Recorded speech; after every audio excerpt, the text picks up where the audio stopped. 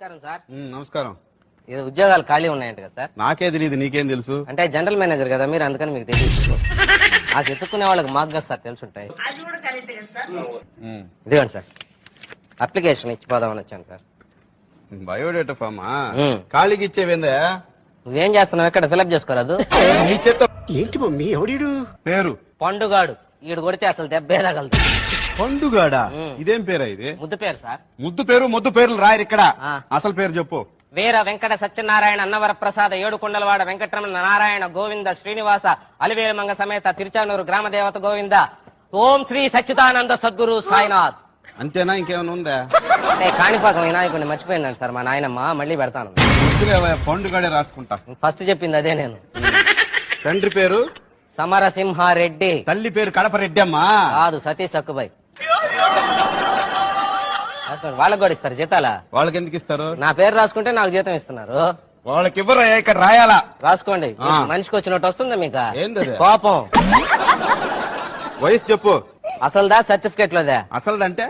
అసలుదంటే అప్పుడు పెద్ద గాలివాన్ వచ్చిలా. ఎప్పుడు? అప్పుడు పెద్ద గాలివాన్ వచ్చి మా దొడ్లో చెట్టు ఒకటి పడిపోయిందంట సార్, అప్పుడు పుట్టానట్టు నేను. పెద్ద గాలివాన దొడ్లో చెట్టు? ఏం చెట్టు అది? కనకాంబరాలు పూల చెట్టు.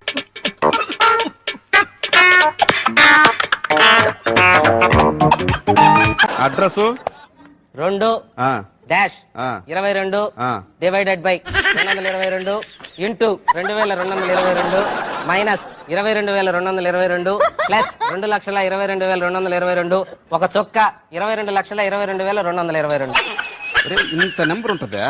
ఉంది. మా గోడకు సున్నం వేసుకుంటే మొత్తం నంబర్ అదే వేసిపోయాడు మున్సిపాలిటీ. ఇది కాదు, షార్ట్ నెంబర్ చెప్పు.